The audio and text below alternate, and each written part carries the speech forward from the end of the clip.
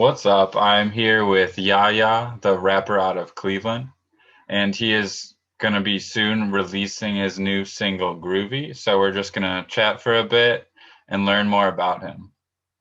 So if you just want to maybe tell everyone how you got into rap, or if there's like a specific time that you knew you wanted to be a rapper. I guess the third thing that comes to mind is my dad. My dad was amazing musician. That's where the shirt comes from. R.I.P. PSC. Rest in peace, Philip Scott Epstein. He taught me how to like just love music, and he showed me all kinds of music, and he showed me Eminem. Um, and Gotcha.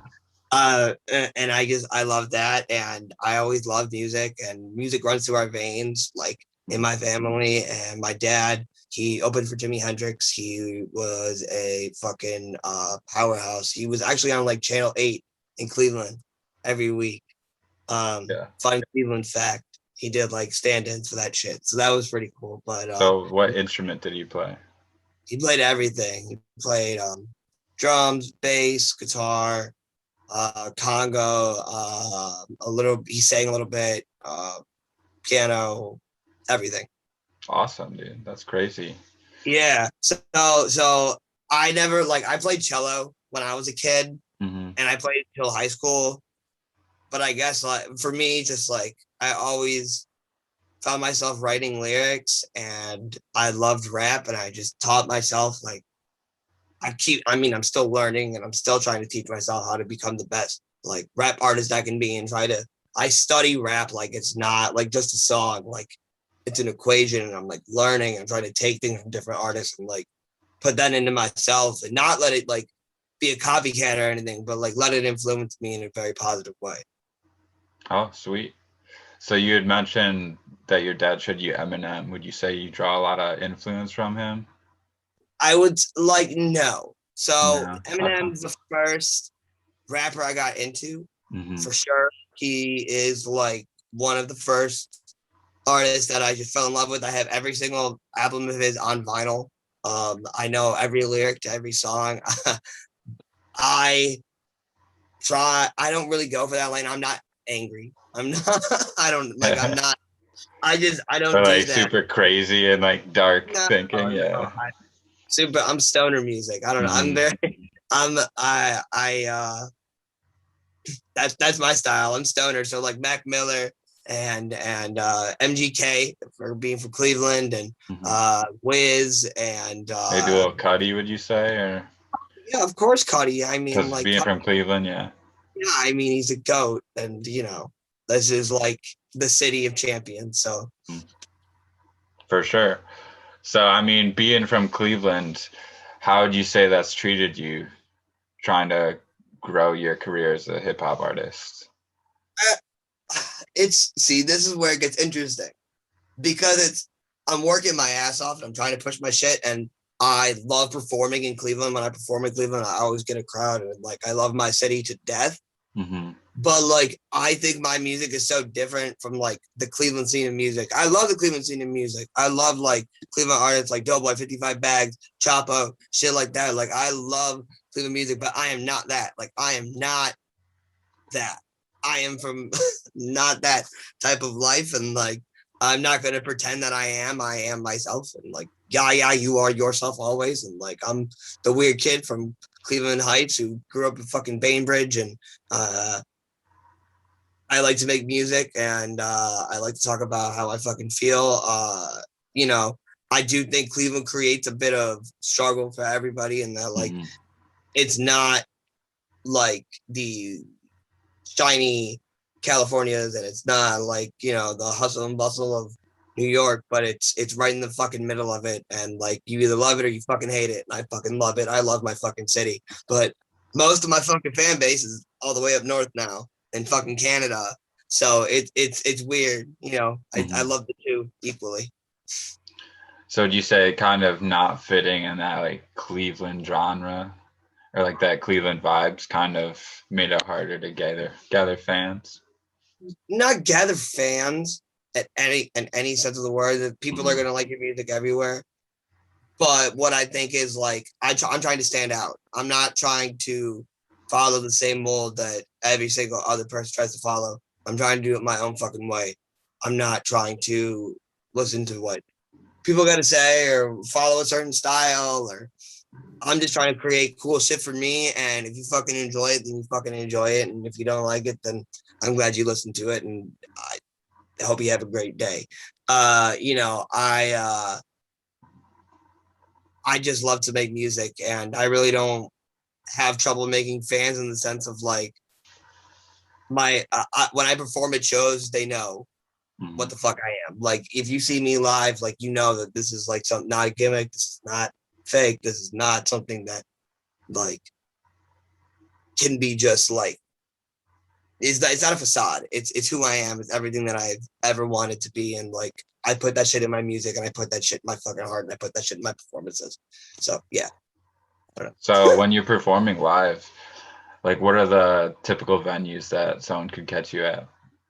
So I consider home base to be the Grog Shop, Cleveland Heights, all Okay. day. When that reopens, Oh Grog yeah. Shop, I performed there so many times. I love it there. That's my home base. Catch me at the Grog as soon as it fucking opens. All right, sweet. And would you, because you said everyone's kind of struggling out of Cleveland, would you say that kind of like builds stronger relationships? Oh You yeah, guys for all sure. have to work harder together. Exactly. Yeah, for sure. I think that like the best thing that we can do with artists from the city. I love supporting people from my city. I fucking like I love making connections, and like I mean shout out. I have a bunch of Cleveland shout outs at the end of this, so don't. But you know, there's a lot of people in the city who I consider family, and we work on really cool stuff together. For instance, I'm in my buddy Seth's studio. He's part of a band, Elephant in the Room. They're a rock band out of Cleveland. Sweet. And but he also was in my song Duke. He is Seth Y.A.Y.A. He's also taking complete creative control, not creative control, but he is like producing, engineering, the whole fucking 9 yards. I am just writing and using my fucking voice for this album that we're making together. Sweet. So I'm guessing that he was the one who created all the beats for Groovy. No, he did not actually. Oh, So okay. Groovy, yeah, Groovy is a YouTube beat that I bought. Oh, Like if sweet. I'm being honest, yeah, It's Groovy is a pretty YouTube beat. groovy though. That's No, nice. it's such a good beat. It's so Yeah, for fucking. sure. But I changed the intro to it. Hmm. So the intro originally was like someone talking. I want to say it was in Russian.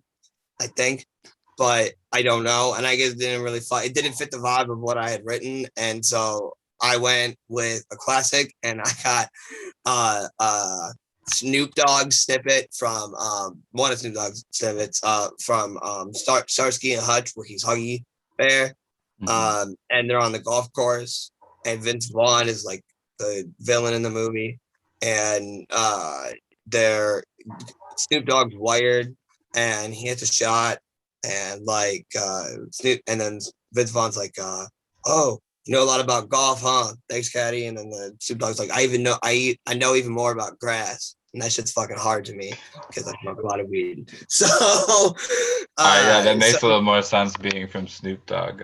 yeah, it sounds, you know, it For just sure. sounds like, it sounds definitely more like 70s vibes. And like, yeah. Sweet. So is this new single, which is dropping April 10th? Yes. Check it out, Groovy. Groovy. Is this Yeah. going to be tied with a bigger project, or is this kind of just like a one-off single you and your friend I wanted it think this made? is it's leaning towards being a one-off single Okay. right now. I don't know. I love that. I love the vibe of Groovy, but my album's a little bit different from that. And I think that there definitely will be a tape with Groovy on it, but I don't know if it's going to be the main one. And I think I'm working on what I want to do with all of that right now. I got a lot in the works, and I have a lot of stuff that I'm doing. And I just have a lot of ideas that keep flowing and keep like, you know, I just I keep pushing myself in ways that are not normal for me. And I'm pretty much living in the studio at this point and annoying the shit out of my friends until 12 at fucking night. They're like, dude, you got to get the fuck out of here. I'm like, I'm sorry. Here's more money. Like, I don't know what to do. Like, I mean, that's how you grow, man. Just getting out of your comfort zone. oh So yeah, for that's sure. good to hear that. For sure. But Groovy's probably going to be on its own single. What I will say is Groovy definitely will have a remix. I have a remix to Groovy coming out with another Cleveland artist in Y.A.Y.A. We who I've known for fun fact for years is a video on YouTube of me and him back when he called himself Crimes. And we were in Legacy Village, and my friends in high school at the time made me go up to him and like battle him, and like they showed up with fucking camera crews, and like I like kind of went at something, and then he like fucking killed it, and then we've been like we hadn't talked in years, and then we found each other on Instagram, and like I was like, dude, you gotta hop on this song. Like, I know I already got it done pretty much, but like I need you on this song. And he was like, all right, say less. And like and so there's definitely a music video coming, and there's a fucking remix coming. So very exciting. That's dope that you guys met during a rap battle. Yeah, in Legacy Village of all places, real. So I was looking at your Instagram and I saw that you recently joined a group called Lonely Boys Management. Yeah. If you want to just like talk about how you got joined up with that group, or maybe even So tell yeah, more no, about it. yeah. So Corona. That's the simple way to put it. But So they when Corona basically just hit, vibed with the album you put out. well, what happened with Corona was I used to work 75 hours a week between 2-3 jobs at a time. Mm-hmm. And I never really had time to like sit down and write anything. And then when I lost all my jobs, I sat down and I was like, well, I'm getting unemployment. So like, what would I do if I was ever unemployed, was being paid a bunch of money? And what would you do? Like, would you not write music? Like, fuck yeah. So like, I wrote a bunch of music, and like I also tried to promote myself. And in that, I would message, and I still do this, a shit ton of people on Instagram, like close to 100 people a day, trying to get them to listen to my shit. I listen to their shit. I send a personalized message. I send them individual messages like, I fuck with your shit. Here's what I like about it. Like, I really like your voice, or I love the beat, or I love the fucking flow, or whatever. And like, fucking stay connected. But I messaged one of the members of Lonely Boys, cousin Floyd, as one of those people, and then we just instantly just like bonded and like started talking all the time, and then we started making a song together, In the Grave, which is out now on Spotify. Then we were like, fuck it, let's make a whole tape. There's a whole tape coming. We have a tape called The Heartbreak Tapes that'll be coming out at the end of the summer. And then he was like, dude, I fucking love you. Join my group, join my Canadian fucking rap group that already has a following. People will listen to your music from up here. It's a great chance. I was like, dude, you had me a hello. Like, fuck yeah, I love this shit. And like, we've been pushing shit heavy in 2021. And I'm very, very happy to be a part of it. And I love those guys. And I've never even met them in my life. Like, Oh, ever. damn, that's crazy. Yeah, I've never met them because Corona, the borders are Mhm. closed. Like, I talk to them all the time. We message like every day, but we've never met. And then there's like 10 of us, and it's like insane. And they all know each other up there. And then there's like little old me in the USA that can't get up there. But as soon as the borders open, I'm going straight out there to say what's up. And they're gonna come down here, and we're gonna do like a fucking Lonely Boy Cleveland show. Oh, that'd be awesome. I'm actually working with Seth on securing our own type of festival this summer, like God willing. Mm-hmm. But like, we're working on putting on like our own type of like concert, because I just miss performing live, and we kind of want to do like a whole weekend celebrating local artists. And like, we're on the groundwork of it, but like, we're really trying to set something up and like do something really cool. Sweet. I mean, hit us up. We're all about like just finding more local artists and just even Oh, for sure, dude. shows. Oh, yeah, without a doubt. Yeah. Sweet. So would you say this is like grown your networking opportunities having this big group of boys that you know in Canada? For sure. I mean, without it, like, okay, so I'm actually working with the Cleveland company right now, in Y.A.Y.A papers. I don't know if you've ever heard of them. But they're a joint paper. They make they Cleveland black owned business. They make their own joint papers and custom artwork on the boxes. We're doing a collaboration. We're gonna have custom Y.A.Y.A joint papers. They'll be out Ooh. probably around the time of this video dropping. So get your custom Y.A.Y.A joint papers. Hit me up on Instagram. I've not Uh, heard that. That's awesome. yeah, dude. Oh, dude, they're fucking sick. They're so cool. I'm so excited to show everybody. But I have people in Canada who want them. So now I had to order extra to get them. I had to make sure I ordered enough because I have to send a bulk amount up there so that like the whole vibe of just like realizing now I have kind of like a fan base and it's weird and like I now have like set up a tour up there and we're gonna do shows up there and like it's insane. I don't even have a passport yet. Like and I have all these plans for like the future. So I'm really excited for the future of my music and Lonely Boys and shit. Well, hope you don't ditch out of Cleveland. Oh no, I'm always gonna be here. I'm not going anywhere till the Browns win a fucking Super Bowl. You guys heard the man. Make sure he stays up there. Oh yeah, for sure. For sure. I fucking I need my football fix. Otherwise I can't function.